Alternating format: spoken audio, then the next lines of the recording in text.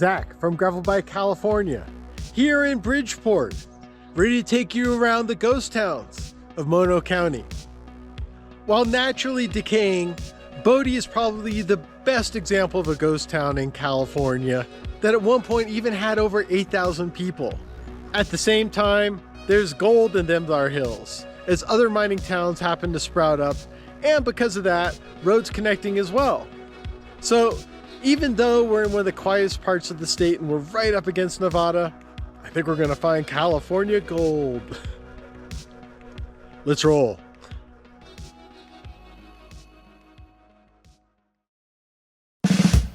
Visiting Bodie has been high on my historical bucket list.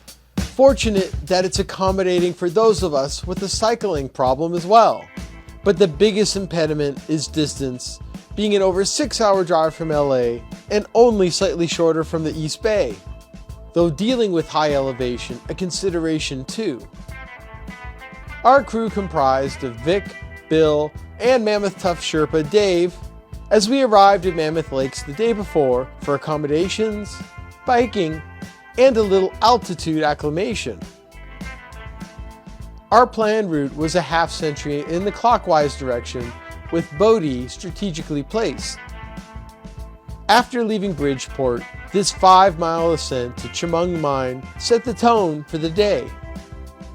Circling Masonic Mountain brought our toughest mile, along with more ghost town possibilities. The next 10 miles brought some high plains drifting, reaching our highest point of the day. The reward is 5 miles of downhill and anticipation leading into the town of Bodie. Even with some rough patches at the start, the expedited 13 miles out are memorable ones. And thankfully, the last 6.5 miles will tick off quickly alongside traffic on the 395. Ending with roughly 1 mile worth of vert, this route will make you feel complete in more ways than one.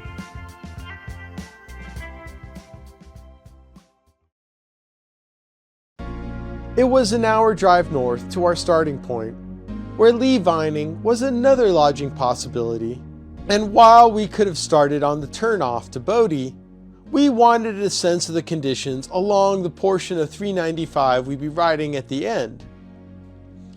Our starting point was the seat of Mono County in Bridgeport, that became the county's second one after the original was found to be in Nevada, with the town centered with this 1881 Victorian courthouse that was preceded 4 years earlier by the Bridgeport Inn, still open for overnighting and fine dining, nice to roll out in the sun in the mid-50s, cutting across the 395 and taking every available cycling shortcut, merging onto Highway 182, felt like the adventure was just beginning.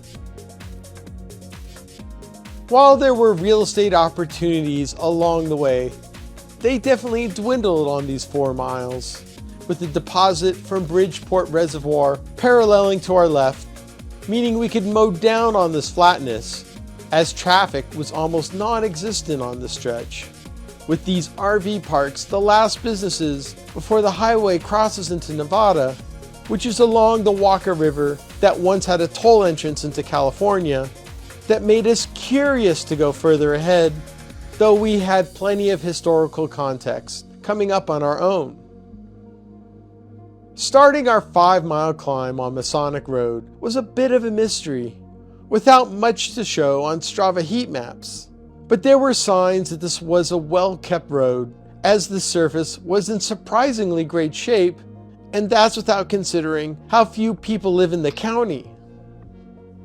It really felt moment to moment, not knowing what to expect, feeling like we were pretty much all on our own, wondering how we'd be managing now crossing 7,000 feet above sea level, not relying on civilization any longer. Rising temps and the extended effort were heating things up as collectively we all shed down to our base, with fall colors beginning to reveal themselves as well, and the views extending here in the humble Toyabe National Forest, as there was a sense of something coming up, with the grades starting to dial itself back able to notice our first sign of mining activity, even though there was a lack of structures, realizing how temporary life out here was and how we were responsible for our own well-being. We emerged back onto Masonic Road, knowing that our first ghost town might be within sight, maybe able to spot it without too many other trees other than the aspens, but definitely able to identify we weren't alone out here, hoping this was the correct side road we were hunting for, as there was no mistake that we struck gold.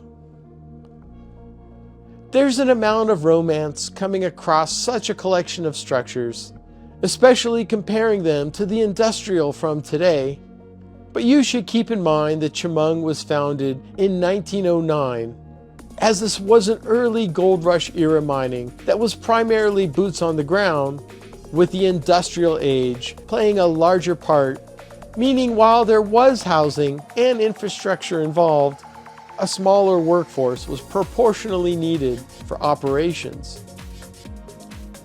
We were free to wander around, although no need to risk going inside, especially the larger buildings, so it made sense that we weren't going to touch the mines either, as we couldn't find other entertainment options up here. Just amazing. I mean, we're 10 miles away from Bridgeport. I don't know if there's too many nights about going on to town, but you're just gonna have to make peace with being up here for a while, which isn't that bad.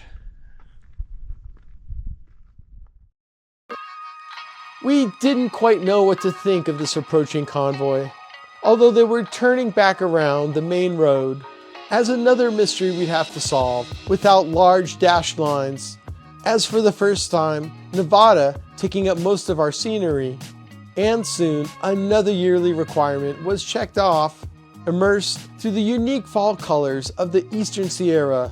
That's my favorite place for autumn in California. We were about to hit a series of unfortunalities, the first ending our deepest encounter with the colors, then followed by a soul-sucking momentum shift at even just under a mile, facing our toughest climb of the day, with the bulk of this ascent touching above 14%, as it's good to know the particulars going in, because trying to locate the peak won't give much answers until you're there. We were in for some heavy downhilling, although coming down from 8,500 feet, we were still catching our breath, with the views leaving us more questions than answers we had time for, like this hill that looked like it was part of mining activity, as it's hard to build stopping consensus at these speeds, but it was reassuring to find pockets of streams where water would collect, to find more collection of trees in their proper bloom, although we were starting to think this ride wasn't as remote as we thought. We veered off our loop, making a left down Bodie Masonic Road, where we soon descended into this remnant that was the most prominent of Masonic's upper town, as mining began here in the 1860s, but opinions were shifting how much further to go down. It could be an executive decision not to go down this. We've got blanket opportunity, and it does show a little bit of what we have to see, but we also have to ride. Let's roll. A lot. Yeah.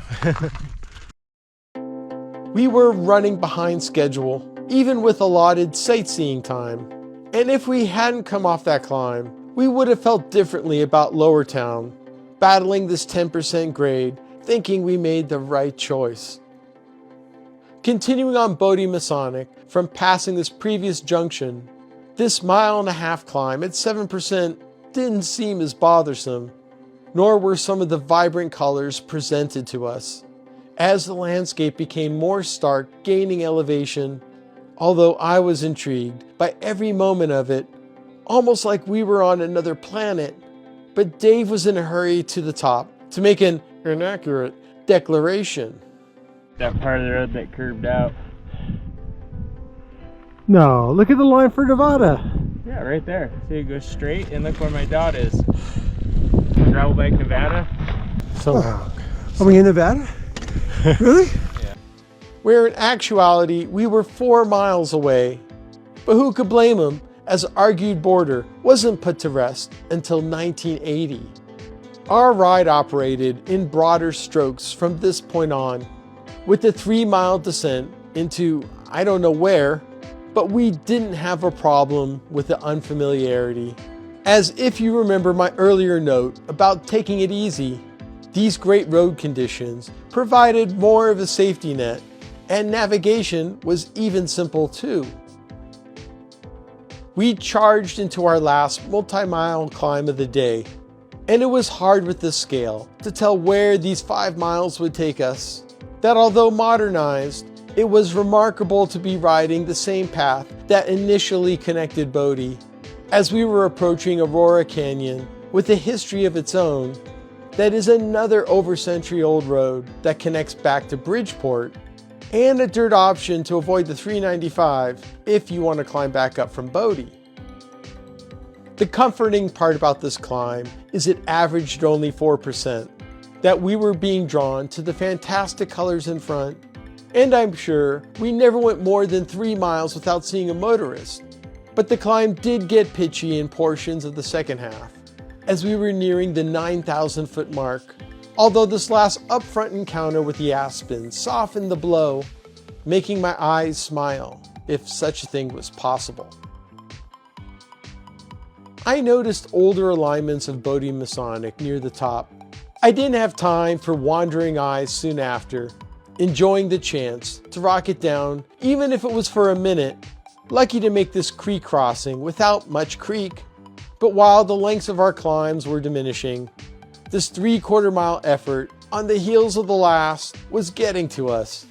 Not to mention reaching our peak elevation of the day, over 9,200 feet, leaving a lot of Nevada to look over. Thinking these views are mostly the same when the Mono and Paiute first arrived. The next 3.5 miles were mostly in the form of downhill, but maybe not as fast as we had hoped, as the wind and different hydration habits likely factored, where it was more of a check on your attitude, and if there weren't already enough moments, the next obstacle was continuing on bovine free, gaining a lead blocker coming through as we were out of ideas, and just when I needed a pick-me-up, it felt like we were striking gold, finally feasting our eyes on Bodie well below us, as we had almost 2 miles of descending to reach. But you're not going to see a lot of highlights, with this being the bumpiest stretch of the day, where having the widest tires and added suspension came in handy, ready for our reveal like every Western coming into town.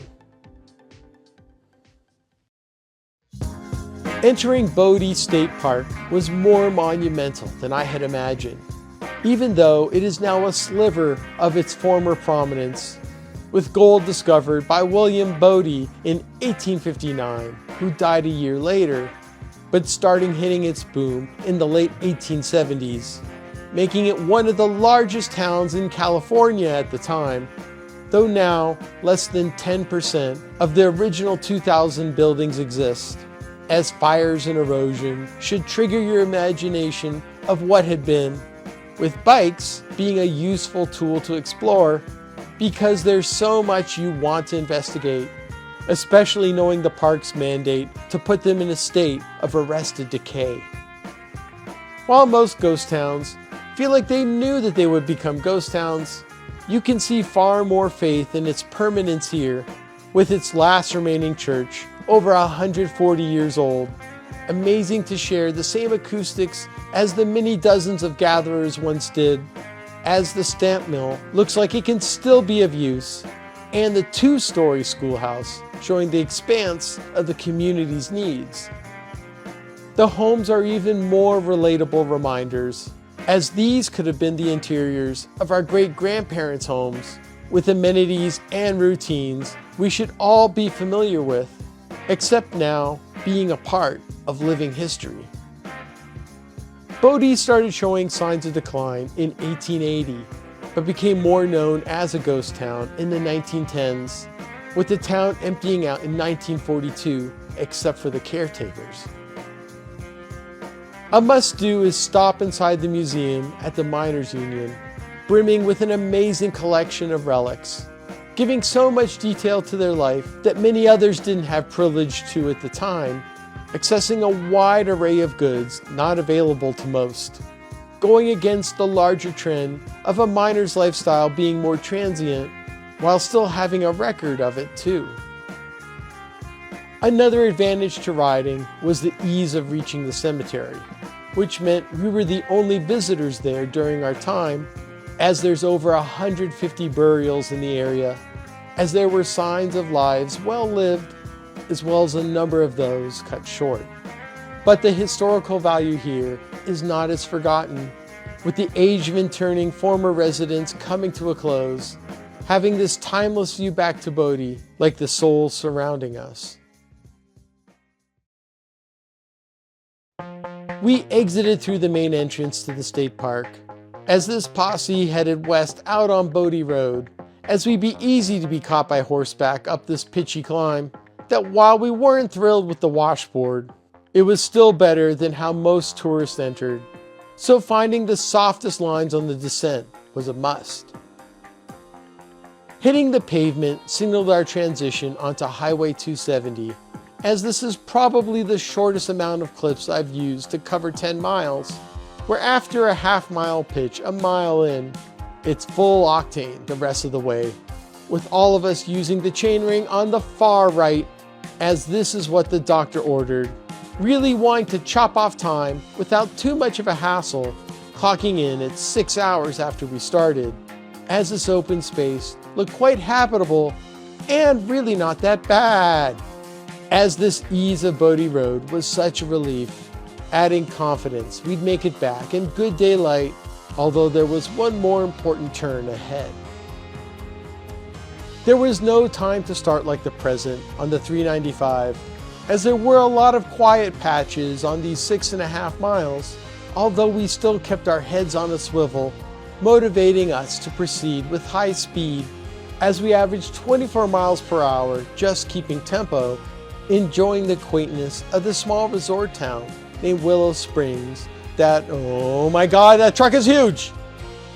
Most of the time we were able to fit in the shoulder, and other objects had their chance as well, meaning there wasn't a lot of time for decision making at this pace, but at least we had literal signs that we were wrapping up now that we had emerged from that shallow canyon back into open space, with a number of tributaries leading to Bridgeport, returning to the start of the loop up 182, looking different from our vantage point this morning, entering back into the heart of Bridgeport that felt like a modern haven, likely the same to those 150 years ago.